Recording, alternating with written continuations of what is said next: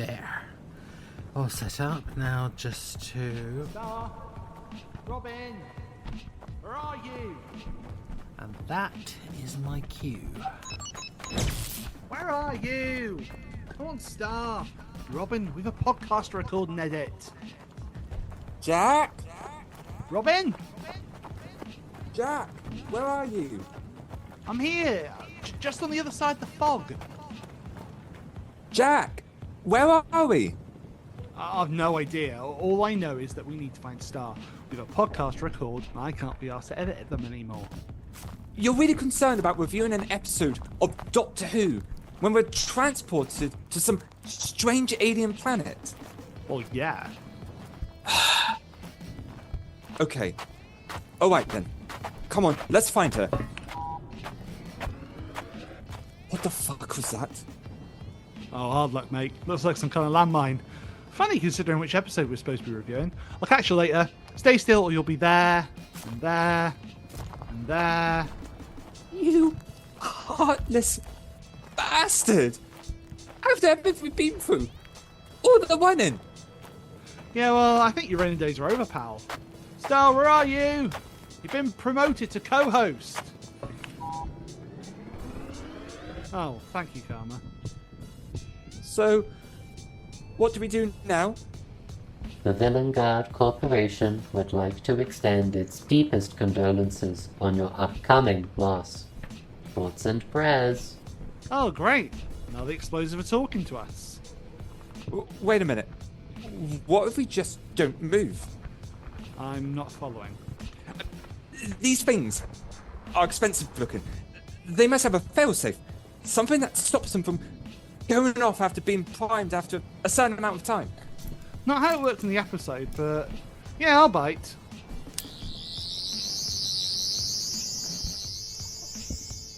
Okay, landmine. How long until you deactivate? The Villain Guard Corporation will repossess this explosive device after the allotted time it takes to review the third episode of Season 1 of Doctor Who, Boom, by Steven Moffat. Oh, that's weirdly specific. Okay, Robin. That's our out. So, we have to do the review, standing here, without moving. Looks like it. Hello, and welcome to an awful lot of running a Doctor Who podcast. Woo!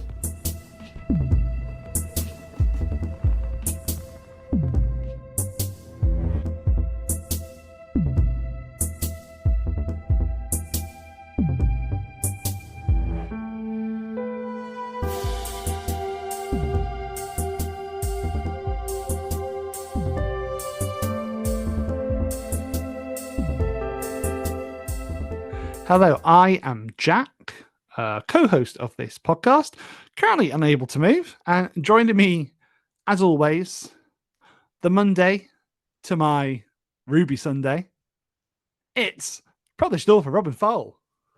Hey! Wow, what a predicament we have found ourselves in here, but fortunately calm enough to discuss an episode that's, well, god damn, and so explosive. Like, where do we even begin with this one?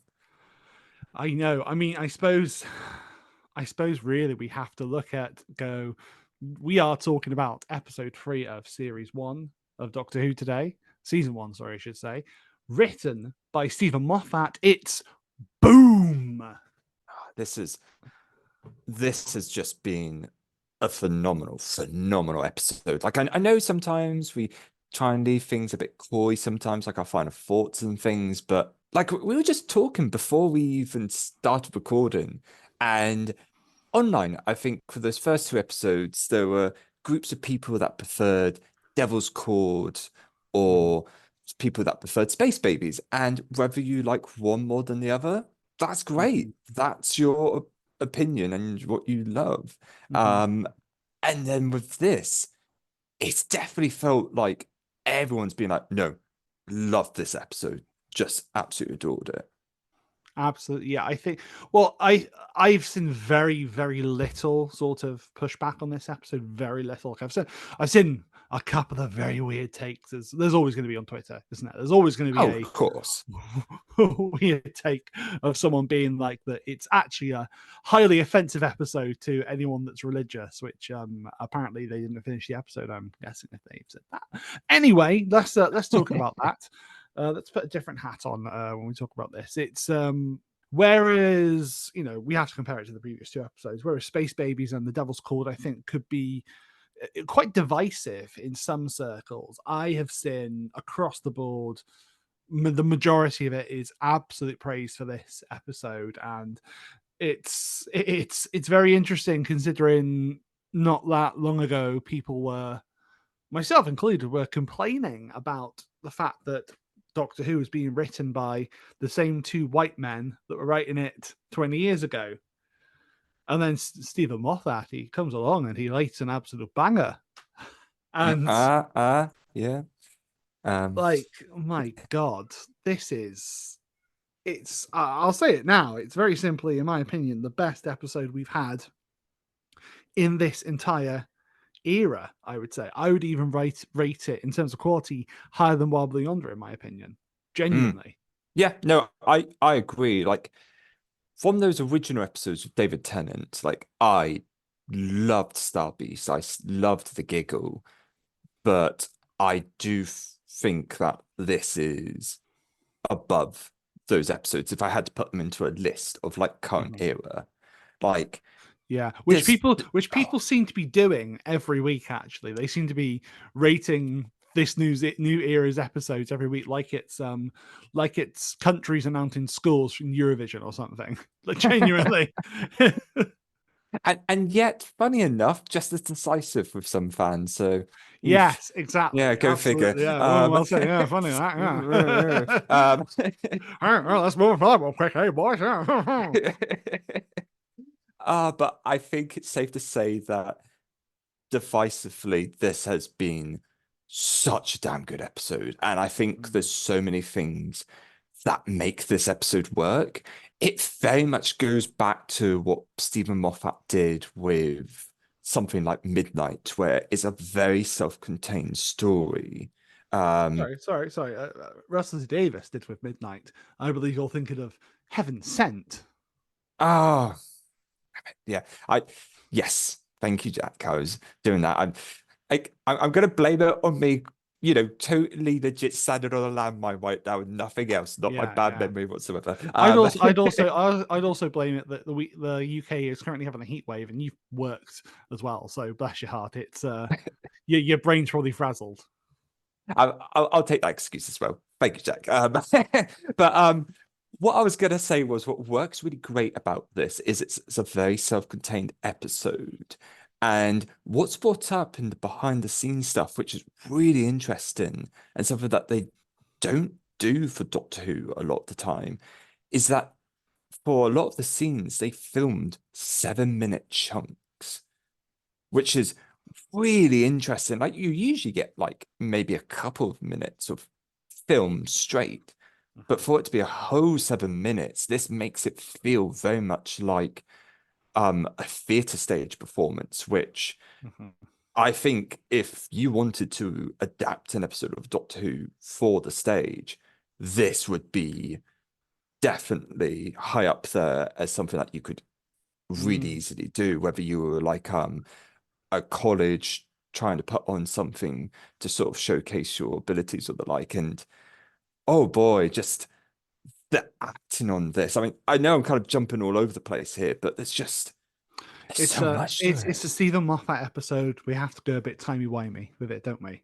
Yes. You know? Oh, yes. And yeah, absolutely. I think what's great about this episode as well, I've not really seen a lot of chatter about it, is the action runs with the story, in the sense that the episode runtime is the actual runtime of the event happening, which is, we don't often see that in Doctor Who. Obviously there's 42, which is the one which we can look to, where there's the countdown and it's the same runtime as the actual episode. But this, most of the action really takes place in a crater, doesn't it?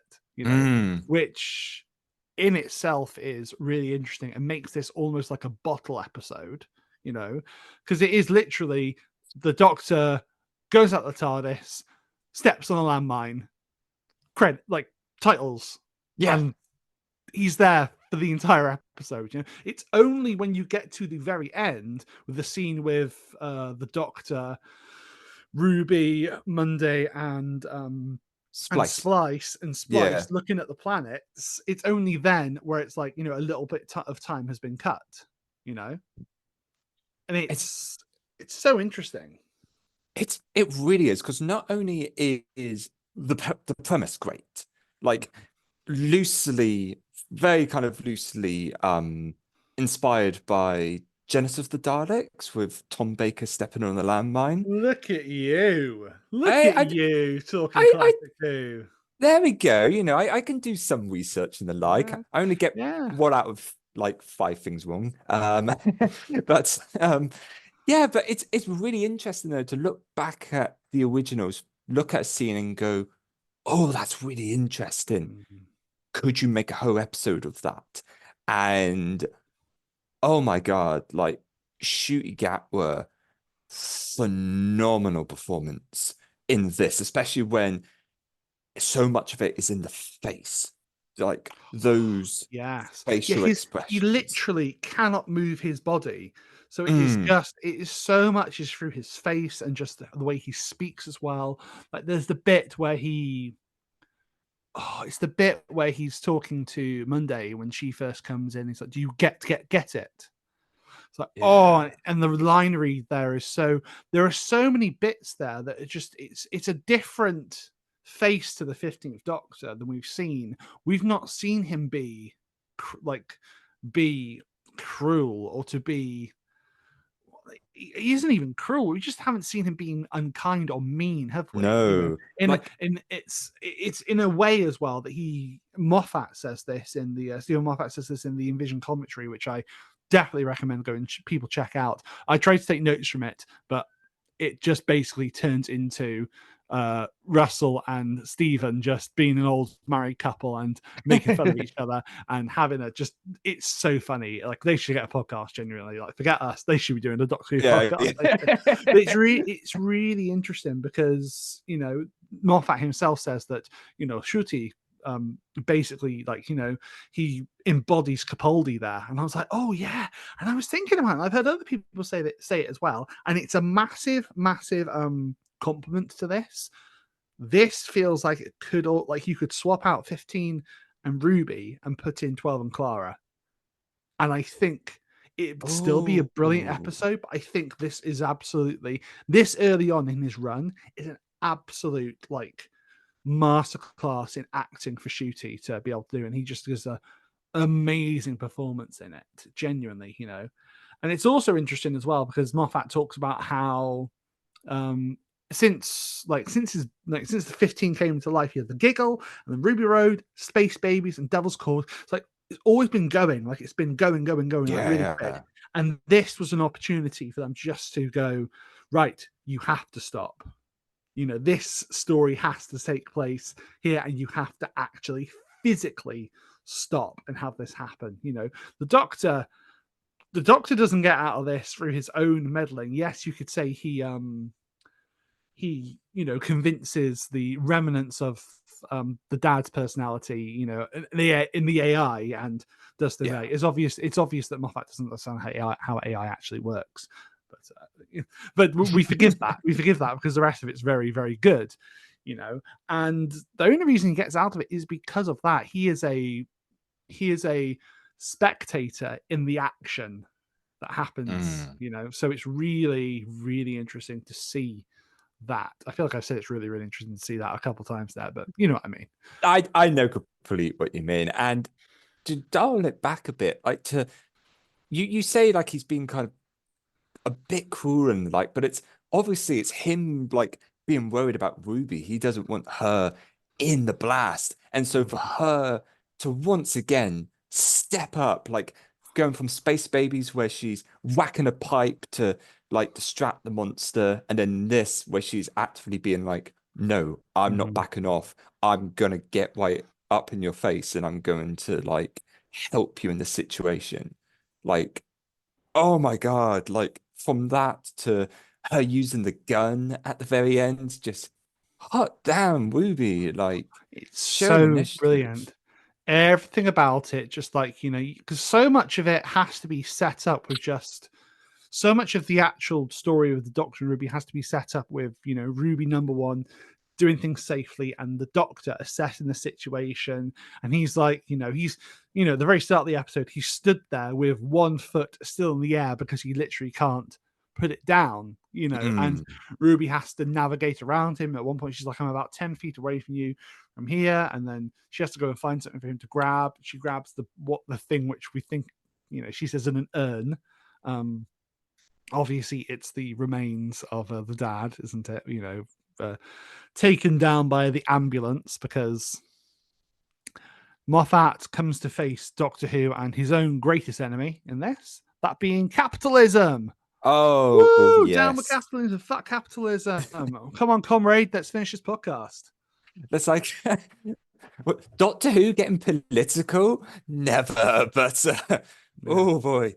There's a lot of messages in this Granddaddy episode. Hartnell says, down with capitalism. Yes, my boy. Cessation. We must stop this now.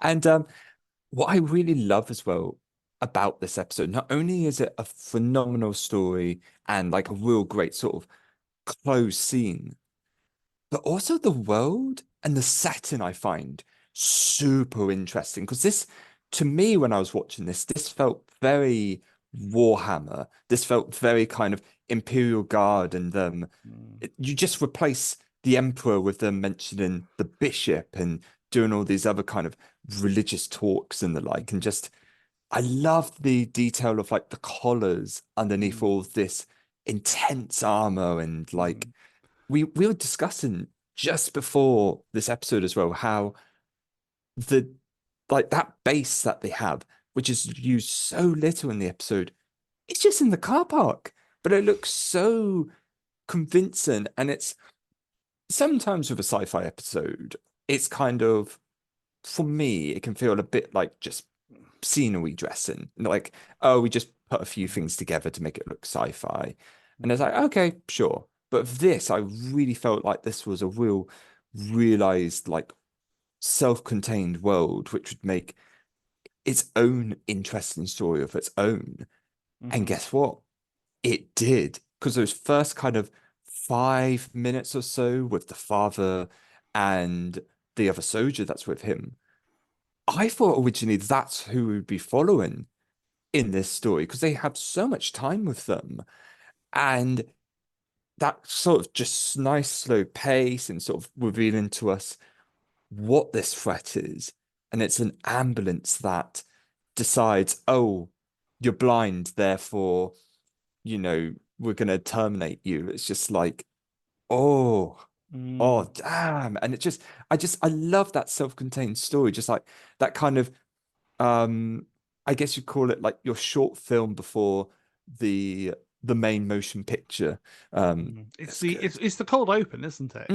It's, which then leads us into the episode, which is really interesting. There's such a lovely thing there, because obviously we get the dad and his relationship with Splice really well put out there, and I think it's so interesting that and again, this is something they say in the Invision commentary. Russell says, you always put children in your episodes. And Stephen's like, well, it's the audience, and of course, I know adults also watch this family show that is Doctor Who. But then he's also saying, it's because also, when you have children, the most important thing in your life is children. There is not moments you are not thinking about your children once you have them. And it's, and they so perfectly show this beautiful loving relationship between them. It's so heartbreaking as well that the dad dies, and then everything about that going there and Splices.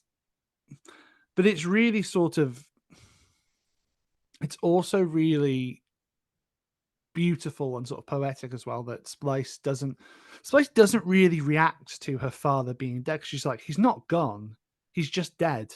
And it's like, and speaking about her mum as well, but she was gathered up, because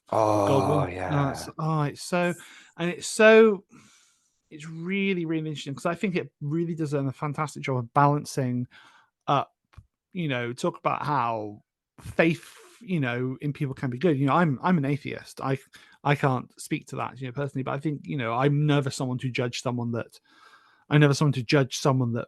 has a faith and that, which is important to them. I think that's wonderful. I think that's brilliant if they can find something which means that much to them in this, universe that we live in.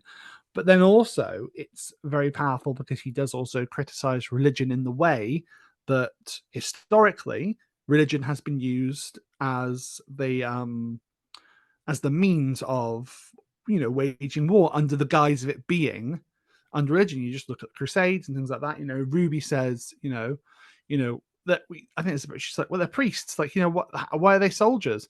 And the doctor's like, where you come from is like a blip. That's what the church is. Which is very, is interesting. Because it is, looking at things in the past there. And obviously, we look to, the church be more like it is now. There's still issues as there is with everything, but still. And it's a really interesting look at that.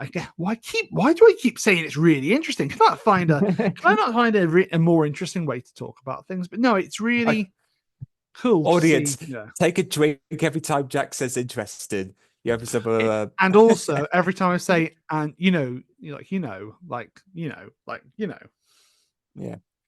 And then down your drink every time I say a wrong Doctor Who fact, and yeah, you'll be absolutely bladdered by the end of this episode. Hello, little editor note. While that does sound like a fun idea, please, for the love of your health, drink responsibly. Thank you.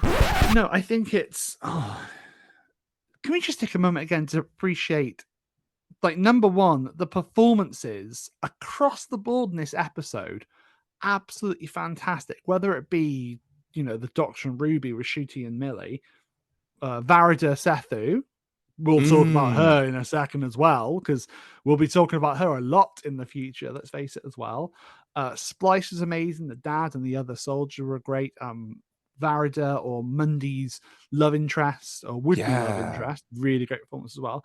And also an absolutely eerie, really quite scary performance by Susan Twist as well, who... There's always a twist. There's always a twist. There's always a twist in the episode, and it's Susan Twist this time playing the sort of the AI algorithm of the corporation, which is, she has this really, combat detected, and it's creepy as hell. It is, and I love it. It harkens back to the Idiot's Lantern, where it's this like real big smiling, but it's like this sort of sweet kind of lady giving that big smile, and it's just her on a screen, and it's the fact that it's this really sweet elderly lady who is like talking about like, oh, last condolences, and would you like to send a message? Thoughts and prayers. What was it? She says slight scratch, and it's just scratch. Like it's like, oh, all this coming from something that is just gonna kill you. Like the soldiers just being like, no, we have to keep back. It will know you're injured, and you just. And that's great because at the very start, you're like, but they said it's an ambulance, like, and you're thinking, the ambulances have been hacked or something, like, by whatever they're facing, or it's some sort of, other thing. But no, it's literally just that the cost of keeping you alive and your treatment is too expensive, so we're just going to kill you. Which, oh boy, like if this is not their take on effectively the American health system, as well as any other health system like that, then private healthcare, yeah, exactly. Yeah. Oh, jeez.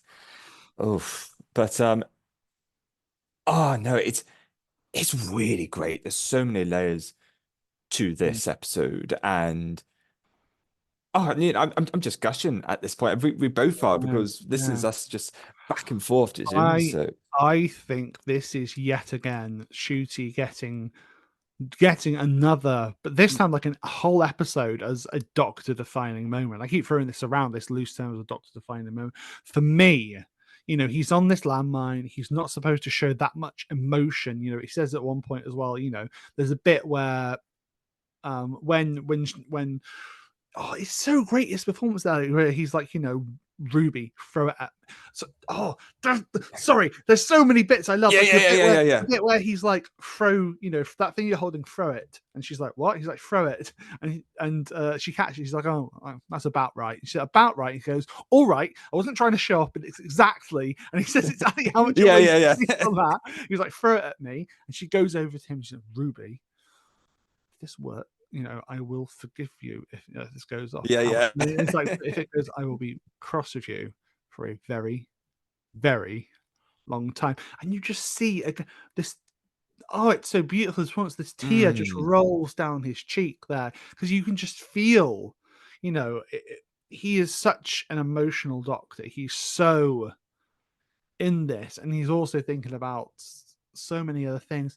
And again, the bit as well where Splice is there and he's really trying to like control himself because she's trying to get to her daddy, is what she says, there. And bless her heart, she gives a wonderful performance, she does, and Ruby stops her. But then it's still, the doctor's trying to keep himself really calm, but it's still affecting him, and you see the energy like go through him.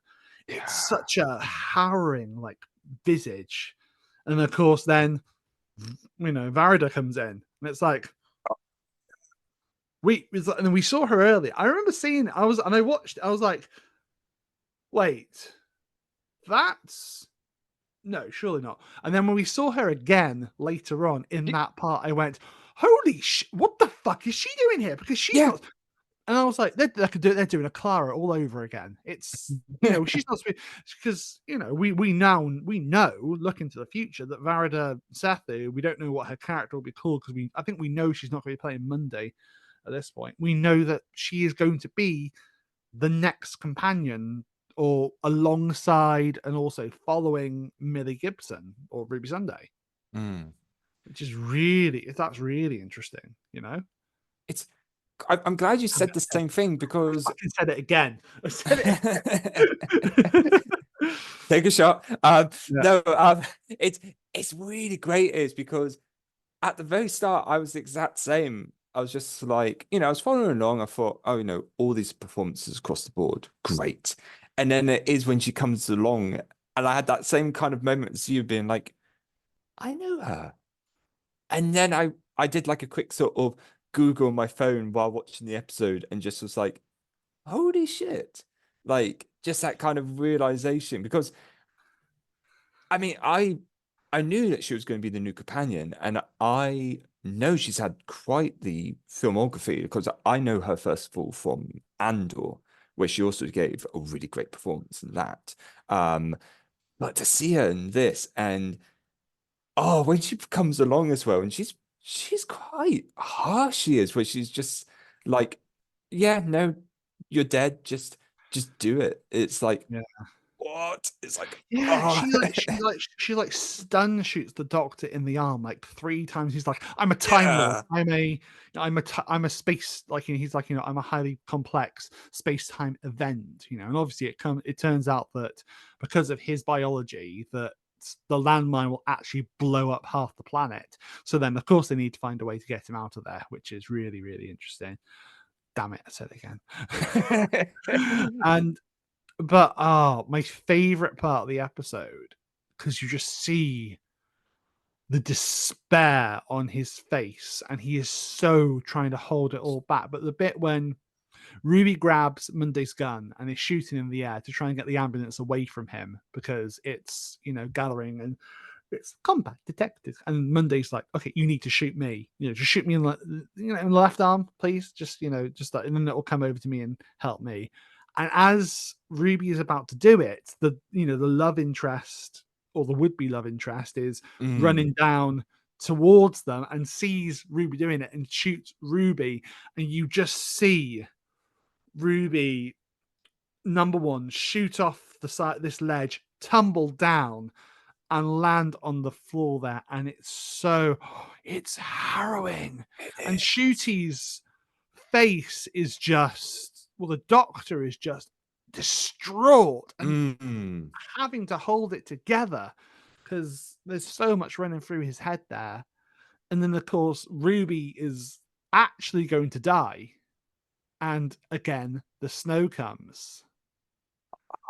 And that's again, I love this theme of snow coming into play each time. And it's so interesting because, the Doctor's clearly trying to stay calm, but shit just keeps getting worse from a child coming in who you can tell, like in Space Babies, he's trying to be sweet and everything, but he's also like, I'm standing on a landmine here, kid. Please don't come any closer. Yeah. And then the soldier comes, shoots him, ambulance, and then for him to see Ruby on the floor, someone who he has such a close, tight-knit friendship with. He has a burden of care for Ruby. Like, he has a responsibility that he has brought her to this place. That speaks to another beautiful moment in the episode, is when the fog gets sucked up and Ruby realizes she's on her first alien planet. Oh yes, we forgot that.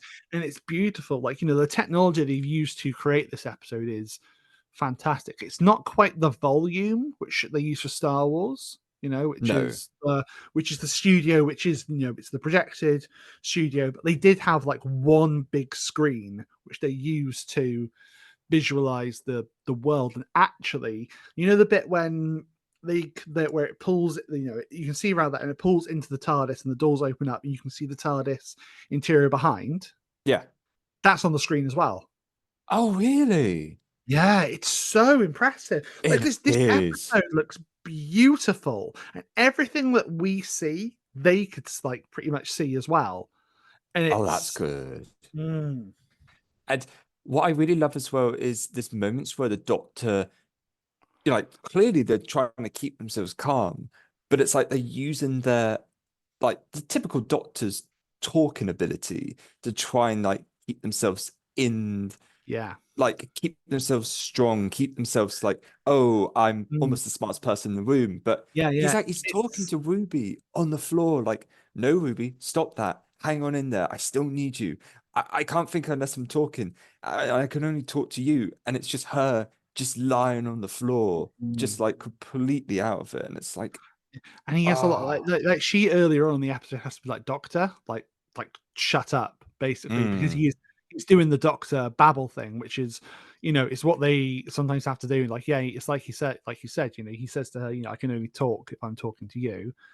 It's that babble, and Moffat says it as well there, where he's like, it's almost like they don't realize the Doctor is doing it, because they're all guilty of it. So they're actually doing it. They're assessing the situation, and it's sort of like, it's almost like a distraction to themselves. They're not even taking in what they're saying there. And, just goes to show the Doctor's neurodivergent just is. And it's, which is really cool that they, pretty much are saying it now, which is great. What was I going to say? And again, the venom, which it's not even venom. It's just he really goes in on Monday about her faith and about how, so it just because it's your faith, it means that you can come here and then, and also it turns out that the Gustavians, or what they think they're facing, don't even fucking exist.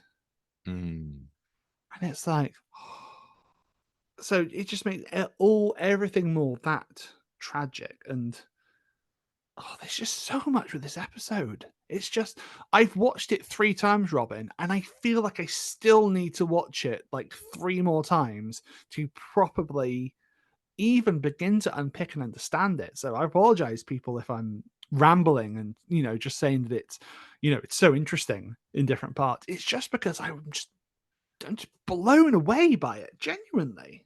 Well, I gave this example before about how it feels like a stage performance, and I think that's what makes it so great. It feels like you're just watching just a beautiful piece of art of these actors giving the damn best performances, all of them. They've gotten some gems here with people with real tight filmographies. They've chosen a wonderful child actress who is really giving it her all, really adding to this, not only to the narrative but also to the setting And when you combine those two things, it just makes for a really compelling piece of art. It really does. And again, like this is probably the most we've seen of Twist in this episode, where it's like it wasn't just like a small little world. It's like no, No, blatantly they right straight there. up seen her face now, and that's going to be interesting going forward, particularly in what looks to be happening in the next episode, that being 73 yards, because it looks like the image of Susan Twist is going to be following Ruby through the episode. So it's going to be very interesting to see what's to do with that, and whether there's comments or an understanding or a recognizing of her character, because it's, we're getting those breadcrumbs now, which Russell loves to give us. He loves to give us those breadcrumbs of the story here, here, here, here, here. It's going to be interesting to see those things coming to fruition. Yeah. Just it's interesting because usually, oh no, now I'm doing it now. Usually with us, we break down an episode piece by piece, but with this, I think we're just really gushing and with like just going, oh, this moment and that moment, and I think that just shows just how good an episode like this is. I think if I was a drama teacher, I would use this episode as like, watch this episode, look at these performances. Like my old drama teacher, back when I was younger, would always push us to do physical theatre and all these things, and always be like, physical theatre is like the most important thing you can do. And it's like, actually, sometimes just being in one position and just all in the facial expressions, Yes. all in the voice delivery. It's just again, if Shooty doesn't get something for this, like a reward, he deserves it for this Oh episode. my god, absolutely. Yeah, but it is. It's almost like, it's akin to voice acting, which people will say, because you have, you look at what these voice actors do in their performances, and they have to convey everything through the voice. They have to give everything, that you would normally look to see in a performance, in gestures or in body language or different things like that. They have to give it all through the voice. And with this now, Shooty had to do everything through his voice and facial expressions, and it's a tour de force for him.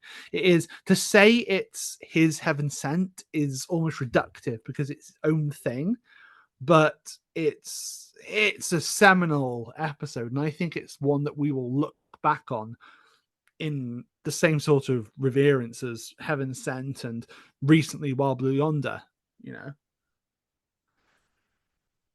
Like, I'm trying to think now to any moments or scenes that we haven't discussed. I mean, obviously we need to discuss Voada Sethu, who, like, considering this is her first Doctor Who performance, and this is just a taste of what we can expect from her in future episodes. Granted, it's not necessarily going to be this interpretation of the character she's playing. She's probably going to be playing someone completely different, but to see her show off her acting chops and make us go, oh no, we want you to come back because of just how damn good you were.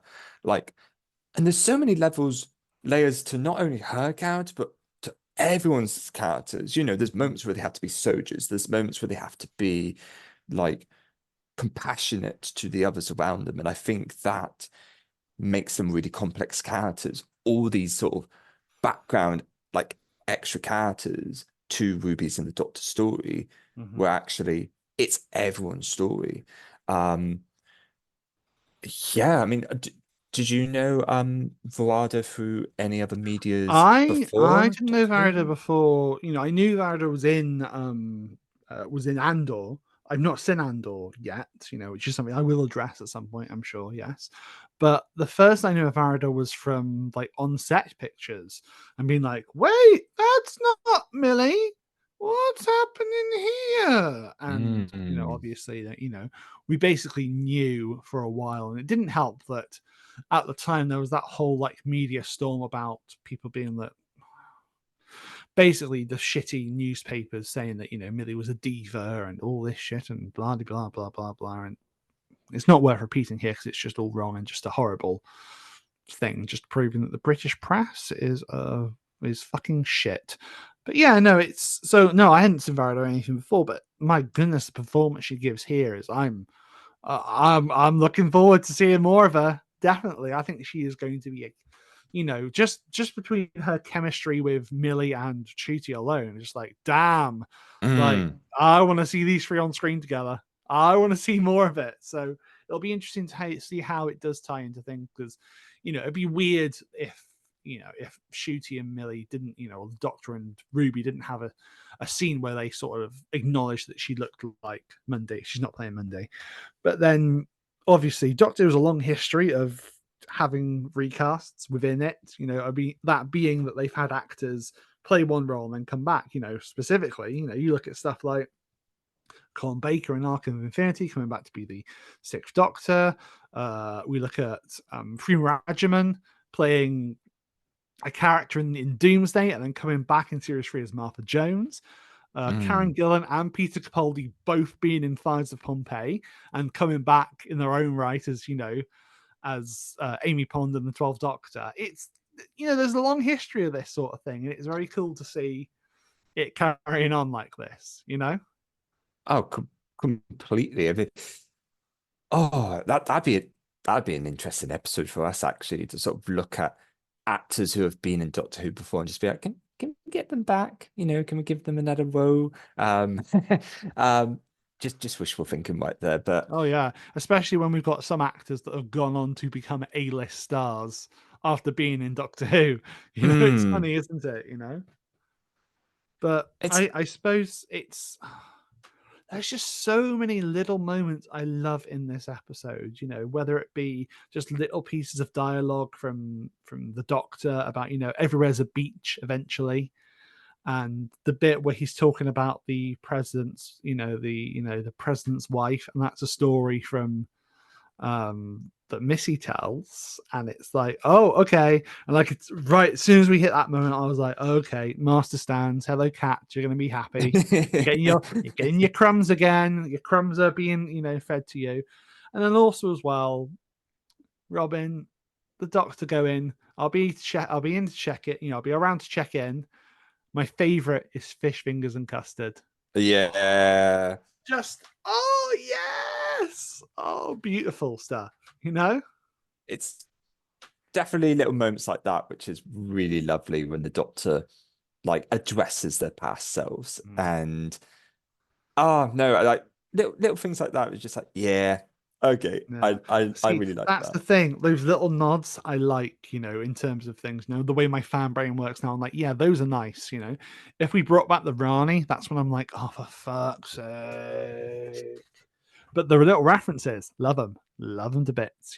Oh, completely. It's nice to have those little things. It's one of my kind of favorite ones, which was not so much a reference as it was like kind of right there in front of you, was I really loved in the episode Dalek where the Doctor spots the head of the Cyberman, and he's like, he's all sad, and Rose is like, oh, old friend of yours.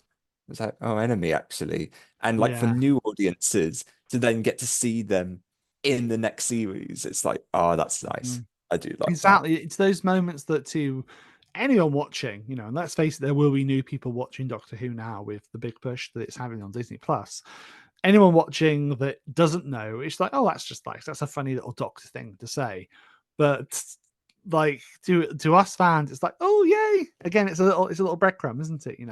Oh, again, right, okay, last thing, and then I've got one more point, and then we can start rating the episode and stuff. Sure. I think we already know it's going to be a high rating, don't we? Let's face that. Let's rip that bandit off now. I love the bit when they're all looking up at the sky, and we have that shot that we saw of Shooty back in the trailers of stuff to be like, it's like, oh, fine, this is what that's from, and the Doctor's looking up at the sky and he goes, right then, okay, that's, and it's like, yeah,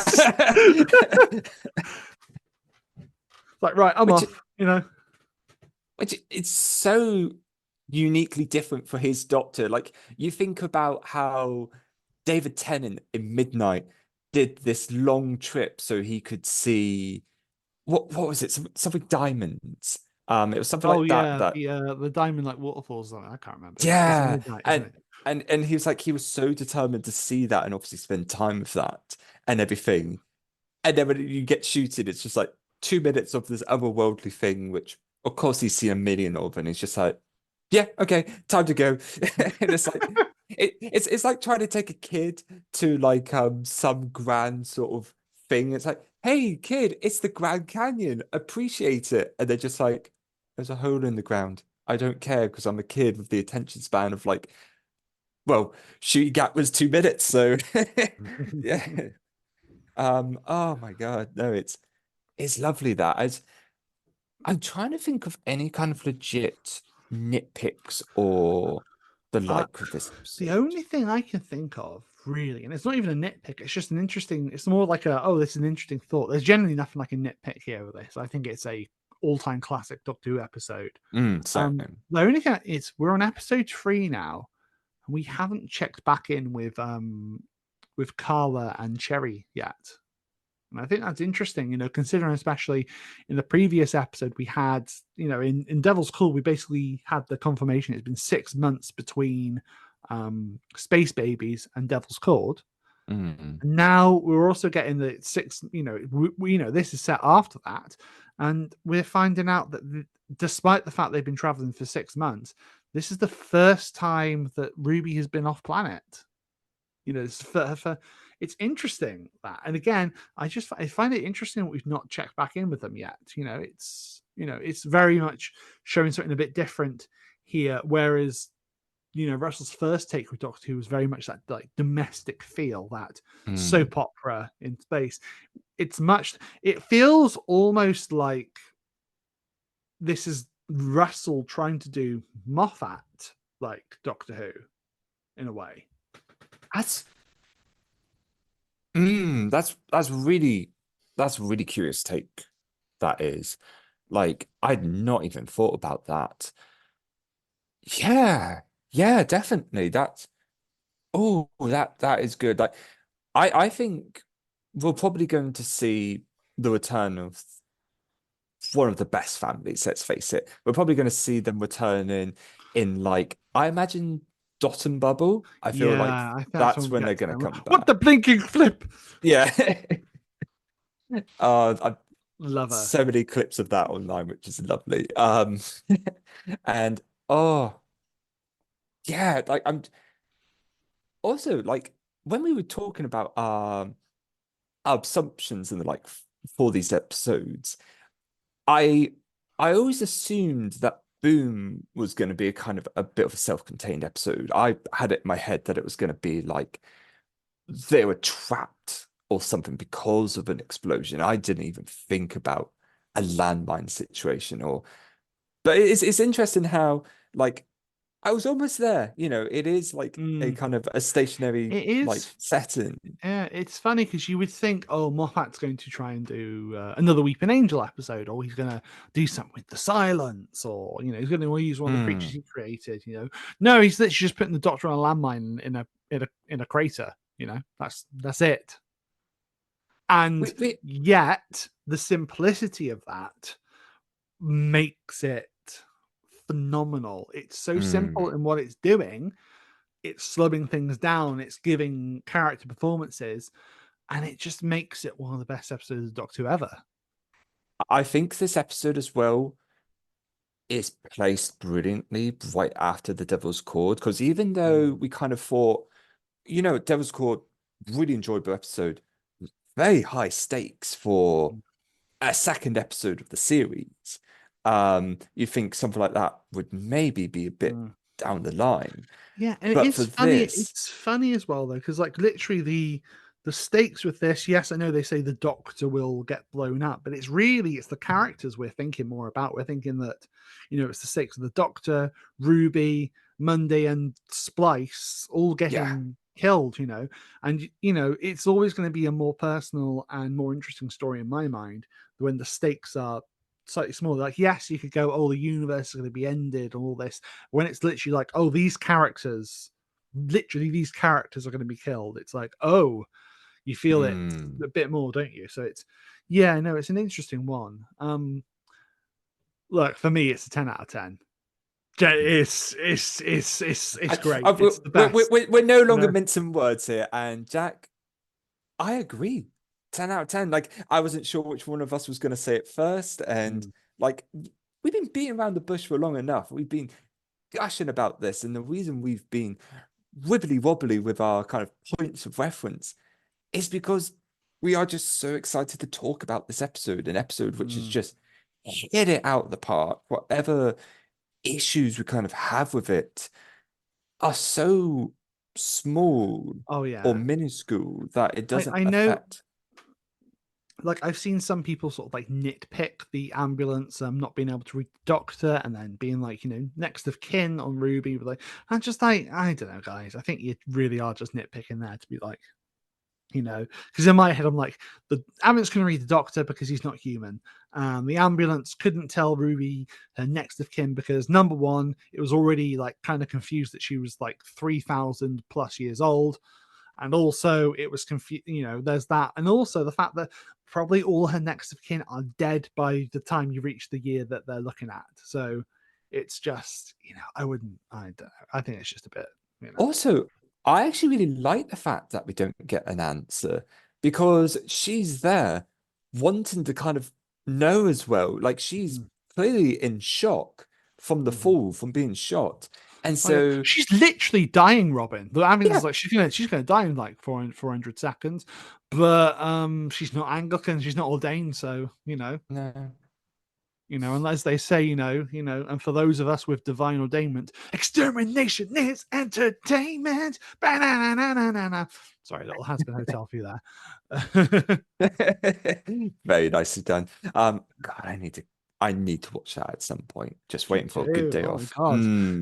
MCM is going to be weird for you if you don't know, if you've not watched Has-Been Hotel, because I can tell you now there's going to be a lot of Has-Been Hotel cosplayers, straight up. And oh my God, MCM, dude, like, God, that's only a few days away now, which is obviously insane. We need to get off these landmines, but otherwise there's gonna be no panel. So fingers crossed. Well, they can prop up 2 buckets on stage with our remains, and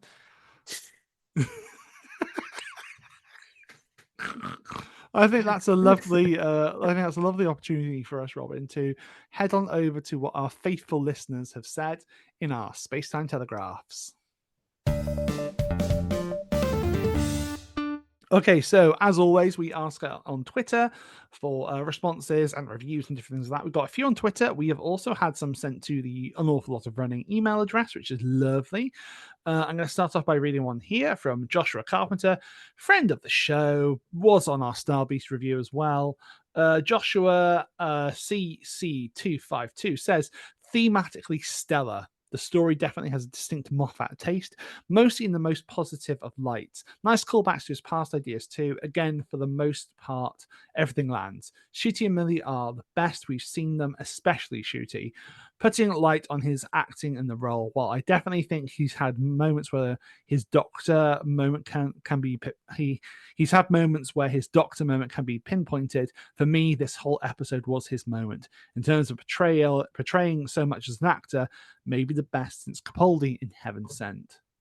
Yeah, I would say that. I think, for me, and it's no slight on Jodie Whittaker, because I just don't think that she necessarily had the same sort of opportunities to showcase. She had great moments, but I'd say this was something, really, really great.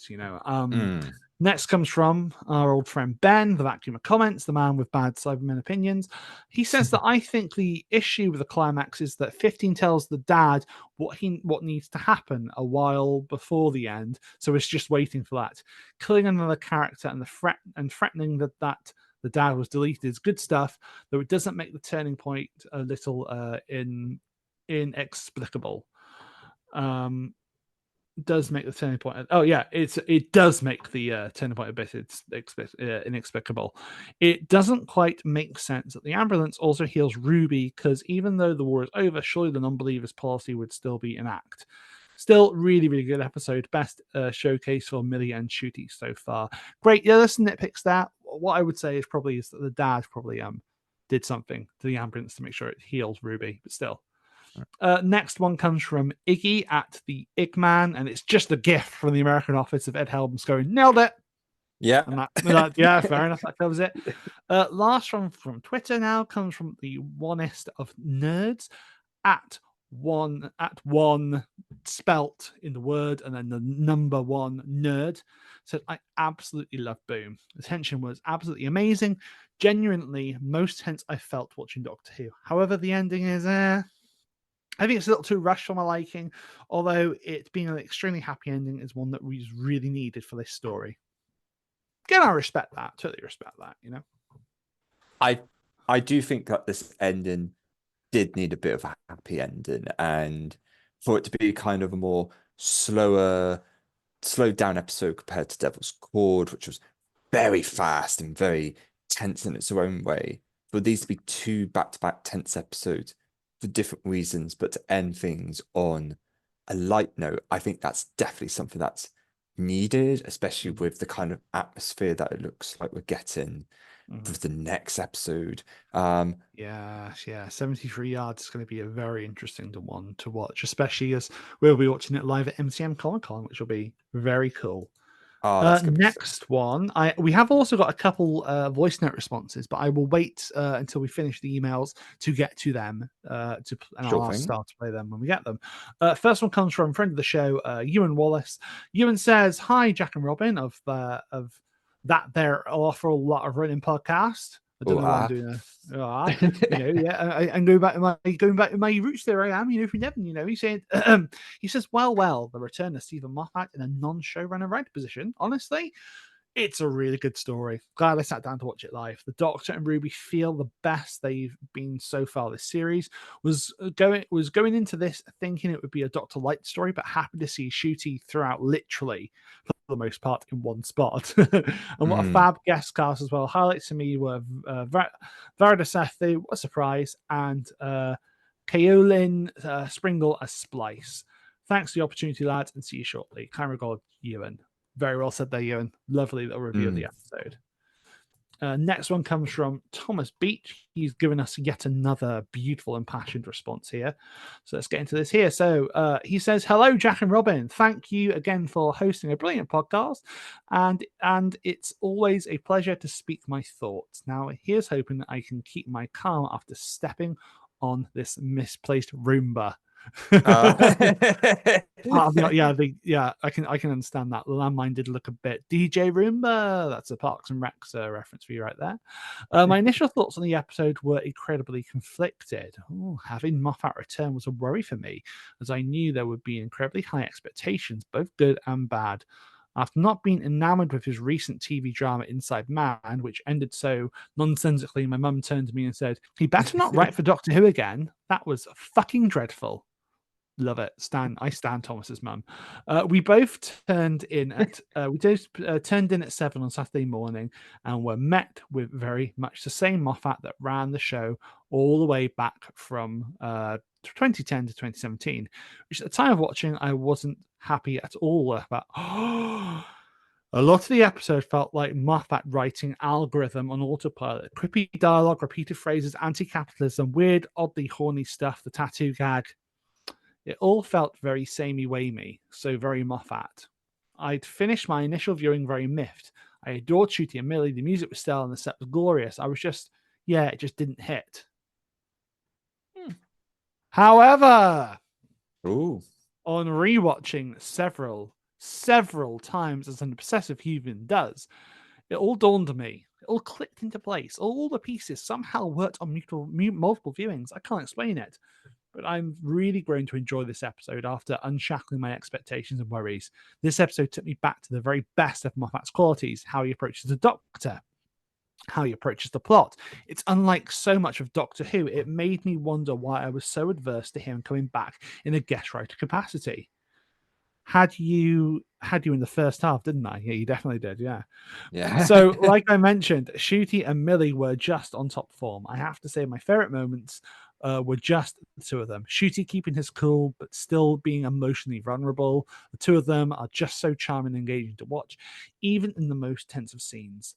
Something else I really, really appreciated is how the Doctor solved the plot in real time. We didn't get any slow-no or mind palace scenes. It was a stroke of genius to have the Doctor just in the moment with us, literally on his feet, motionless, with all the gears in his head turning. Aspects that I didn't enjoy but now appreciate is the romantic subplot with Mundy and I forgot the bloke's name, and Splice. Yeah, don't know what I was saying. Initially, I found these to be so annoying and distracted from the tense plot of the Doctor predicament, and I felt it just took so much away from shooting a Millie. I mean, like, I was totally taken out of the episode when Splice starts scrolling her dad's dead Insta photos while he's as a killer. It's just chaos. Yeah, I did. I understand that. However, I also felt like I get that bit definitely, but I did also find it a bit weird the first time I watched it. Just the way she sort of sits down with it as well. It's very, yeah. But no, I get it. But then on rewatching, it makes sense why they're there. It's all stress. It's things piling up and distracting. We're meant to feel the stress of the Doctor. I think we definitely do as well. Verida was really, really great as Monday. Had we not known beforehand she was going to be a new companion, I would have truly felt there was so much more potential for a future role. I'm glad Russell thought so. That seems to be the theme of his work, where he hires someone briefly, then brings them back into a more substantial capacity. Thinking of Freema, Catherine, Karen, and Peter. The latter were brought back by Moffat, but still, it's just an interesting motif. I think truly how this story wraps up was beautiful. As an admirer of Philip Larkin's work, using his poem at the end was so fitting. The reflections on death and faith really hit me as a viewer. And again, it was an element of Moffat's genius that I blocked out. My thoughts overall are simply put, this was a banger of an episode, and I let my initial worries and anticipation get in the way of appreciating it for the first time. I think it's a testament to the episode that my mind can flip so easily from rewatching it. It's certainly on a highlight of the series so far, and it makes me excited to be transitioned to the darker sci-fi horror concept as the series steamrolls ahead. Particularly excited for 73 Yards this weekend. Tell you what, you can tell that Thomas is a writer. This is beautiful as always. It's gorgeous, yeah. It finishes the here now with ratings. On my first watch, this was literally 5 out of 10. I kid you not. I was just so miffed with it, and I was not impressed at all. For shame. Note to myself, don't let 7 a.m. Thomas review anything. This comes to something I want to talk about quickly in a second, actually. However, upon multiple rewatches, this is a solid 8.5 or 9 out of 10. Like, damn, this is very, very good. My mum's rating, however, having only seen it once, she gives it about a 5 or a 6 and won't give Moffat the time of day to rewatch it. Sorry, Stephen, you've got to do better and impress my mum. She hasn't forgiven you for Inside Man, I guess.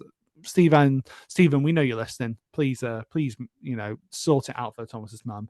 Massive thank you for inviting me to chat again. Really excited to hear your thoughts and reactions for 73 Yards. Happy time and places. Thomas B.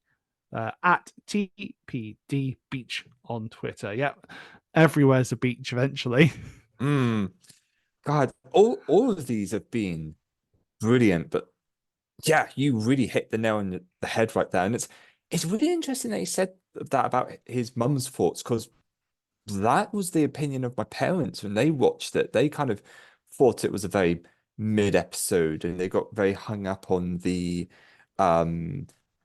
political subtext and the like, and the religious subtext. And I kind of had to spend the whole time just being like, I mean, you're wrong, but no, I didn't say that to them. And I do find that really interesting how sometimes we need to watch episodes again to greater appreciate them. And yeah, this whole thing about episodes coming out at a very awkward time, and you deciding, are you going to stay up at night, be tired, and maybe let that affect your first viewing, or if you're going to wait the next day, avoid spoilers, and be lucky like that.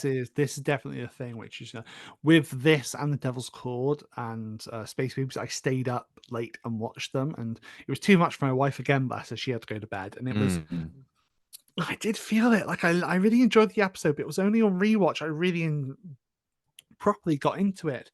And I just feel like this is one of my big worries with the air timing. I just don't think it works in the same way that watching it live on BBC One or around that time just makes it sing, but Mm. it's something which I think we just need to constantly look at and just think about, really. Next one comes from Daniel Rawnsley. It says, "Hi Jack, hi Robin. I'm very much a newcomer to your podcast, but congratulations on reaching 51 episodes." Well, yeah, 51. Hey, We got a few battles and fans and other things there, but thank you so much, Daniel. It's so thank lovely. you. He says, "Especially now that we're once again into an exciting new era of Doctor Who. I saw your request for comments online, and I just thought I'd send you my thoughts on the Steven Moffat episode Boom below, since they wouldn't fit in a tweet. Boom. I enjoyed it overall. It's nice to see that Steven Moffat has come back to Doctor Who, still chock-a-block full of ideas. Some brilliant, some not so brilliant, and some downright angry. I can see some of his theatre writing coming into force, as the setting itself is very much like a stage play. Hey, Robin, you said this. Yeah. He's obviously still got a lot to say about love, about hope, and pet themes of his like memory and existence of digital afterlife. I particularly liked him revisiting his concept of the church from the Weeping Angel two-parter, A Good Man Goes to War, Time of the Doctor, etc. all. With a more pointed critique of power structures and the military industry complex. Although I wasn't too sure about the Doctor being so disparaging of the idea of faith, I'm still wondering if that was genuine or if he was actually just trying to get a reaction out of Varada Sethu's Monday. I also thought it was a bit of a shame that Millie Gibson's Ruby got kicked out of action for the back half of the episode. You think this story would have been the ideal opportunity for further character insight into her and Ncuti. Tender moments of pathos between the other side characters were generally well handled. I also need a little more from the guest actors themselves to really care. Moffat runs into this hurdle sometimes, particularly with younger performers. Oh, and for a title like Boom, no exclamation point, they missed a trick there, just like Kablam. I was expecting a big bang at the end, but no dice. Boo. False advertising. I mean, there was a boom at the start, to be fair, wasn't there? Yeah. But no, I get that. This is very fair as well, But it isn't shooting with just mesmerizing as the Doctor. Absolutely, what a find! He spins all the Moffat dialogue into absolute gold, particularly Capaldi-worthy lines like "Everything's a beach" eventually, or "Plenty of planets to see," and frankly, your lifespan sucks. Oh, so much so that the ending really won me back. Those few moments have a sense of wistful finality about them, like this just might be the last bit of Doctor Who that Moffat will ever write, and he needs time to reflect on it all and sum it up. Then again, we've been there before, haven't we? With Forest of the Dead, Husbands of a Song, with Twice Upon a Time, and so on. Hope this helps you out. I really didn't expect to ramble on so much. Very much looking forward to hearing your episode on Boom when it comes out. Best regards and much love to the podcast, Daniel. Thank you so much, Daniel. Thank you. Really lovely one there. And then last email, and then I've got a couple of voice recordings to play. One from an old friend indeed. This one comes from Joe Llewellyn. And Joe says here, "Hello, thanks for the opportunity to share my thoughts on Boom in a format that gives me more to talk, room to talk than Twitter. Here is the TLDL. Love Boom. Best of the RTD2 era, and I've been pretty happy with it so far. Boom really spoke to me as both a practicing Christian and a war veteran." Oh wow, this is a very interesting perspective right now. I want to hear you. Longer. Great episode. I'm a huge Moffat fan, but I was worried because I've had issues with how he portrays soldiers in the church, small c, in the past. But he's done great work with these subjects as well. Angel two-parter in Series 5, I thought he handled both subjects with honesty and sensitivity. My view on war took a pretty radical shift after April 2021, so I completely agree with his hit on the military industrial complex. Very gripping episode. I felt my chest tighten up towards the end. Fantastic performances all around.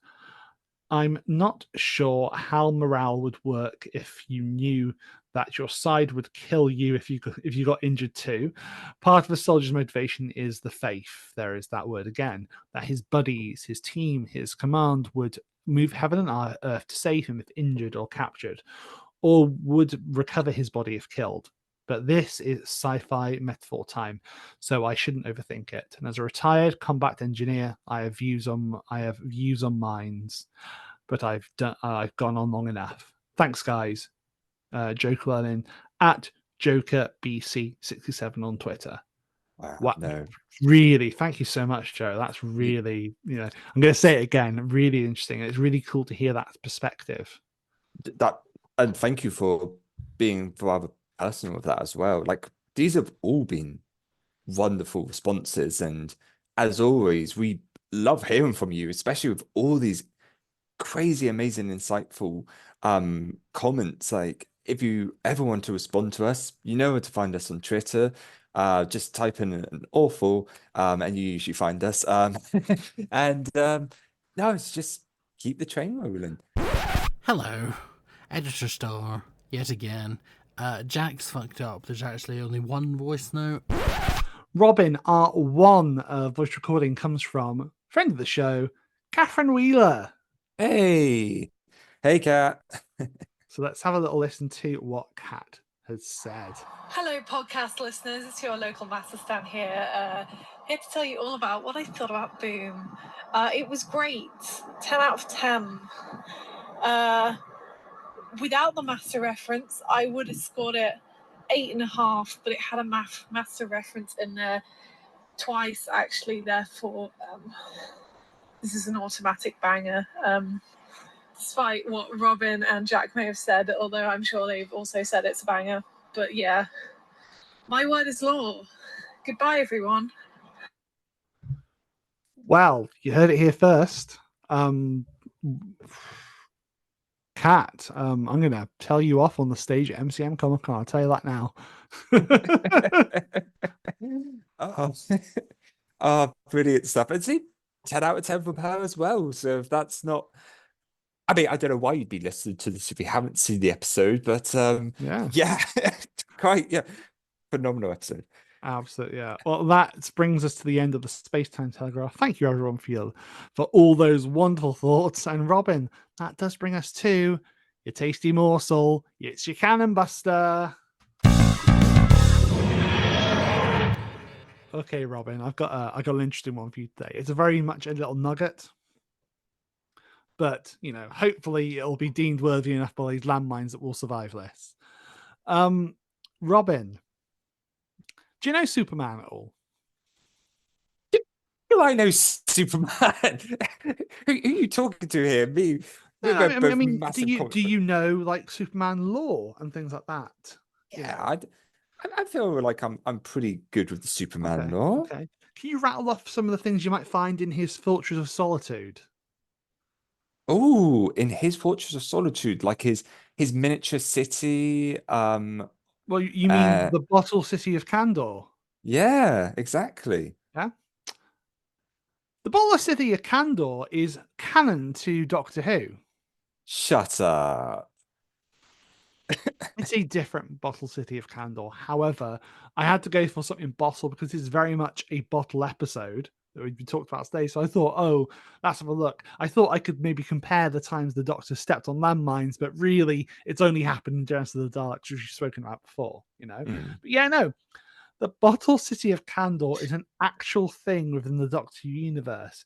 It's a lost civilization, and it became lost when the Finn Shargles lost the minds of everyone on the planet and recorded them on a sock reel to sell as entertainment.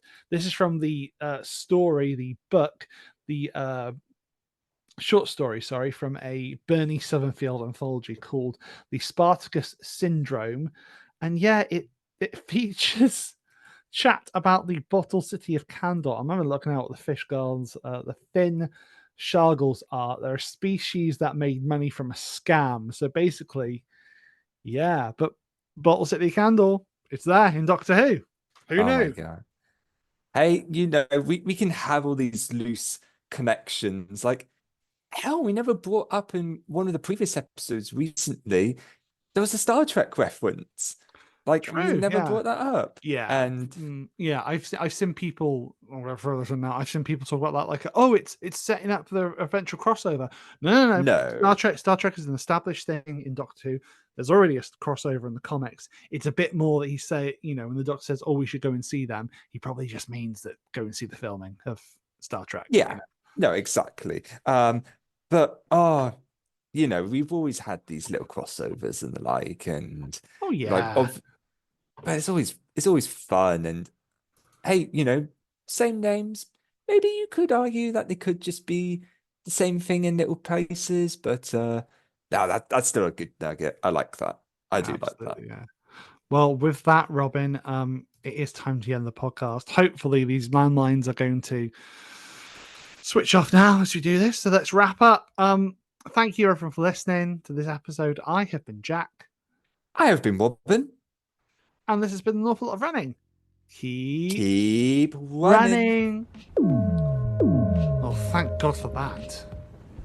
Not going to lie, with this opening bit, I think we've done for a podcast. Well, yeah, but it was good fun, wasn't it? You know, okay. Right, we better go off to find Star so she can do her bit. Come on, we'll step off together. 1, 2, 3. Jack? Oh, biscuits.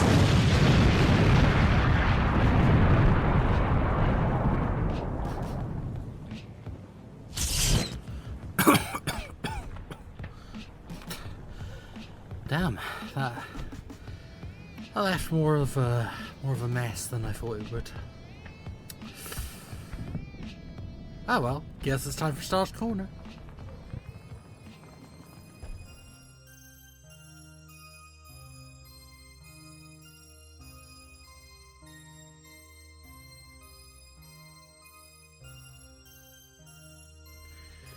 So, boom. I mean, I kind of hate that I'm at the end of the podcast for this one, because what can I say that hasn't been said? It was a brilliant episode. It felt very nostalgic, but also so fresh at the same time. It was a good balance. Like most people, I was kind of like, do we need to bring the old band back? But at the same time, it seems to have paid off quite well. I still want new writers, but also kind of like, you know what, maybe it's not too bad we got some of the old people back. I mean, as long as they, you know, get new people in, you know, like they're planning to for season 2, I think it's good. But that's beside the point. Back to main point, which is boom. Top tier everything, frankly. Top tier everything. I was very impressed. Very, very heavy. Especially the ending with talking about death and the sort of afterlife, I guess, and the endings, and snow isn't snow until it falls, and that whole ending bit with the Doctor kind of just describing that our lives are really short and we've just got to make the most of it, and snow isn't snow till it falls, and something of us, something always remains, and that something you sometimes love. That just brought me a lot of comfort as someone who has, like, I have a fear of death, and I'm comfortable being quite open with this, but I have a fear of death. There has been nights where I sit up and I'm just constantly thinking, God, I am such a tiny, insignificant part of this entire universe. I am just here in the blink of an eye compared to the grand scheme of it all. And it's just, it's horrifying, but the ending of this one, the Doctor describing it all, it kind of brought some comfort, like, even when we die, we're not gone. This is Star's deep corner, apparently. But you know, I know that just really helped with something I didn't quite realize I needed help with. So I think that's another factor that made it peak. Aside from, like, the stellar performances, the stellar writing, everything was just incredible. Like, there was not, aside from that little deep aspect I've just covered, there's not much I can say that Jack and Robin and various of our audience listener bits and pieces haven't already said. It is a great episode. Is it perfect? I want to say yes. Personally, I think it's perfect. Perfect is subjective, because I can see where people are coming from about certain flaws in it, which, like, fair enough. It's all an opinion thing. I think this is the top tier, and it's fine if people don't. Yeah, no, just it's top tier. I'm very amused by the fact that Steven Moffat comes back after so long, walks in, says "fuck capitalism," kind of leaves, but says maybe see you again soon. Yeah, no, it's an interesting one. But it is very good to have Moffat back, but also new writers, please, thank you. But yeah, no, I'm kind of rambling at this point. Maybe I'm on a landmine. Am I on a landmine? No, I'm not on a landmine. Am I? No. Do any of you guys hear that?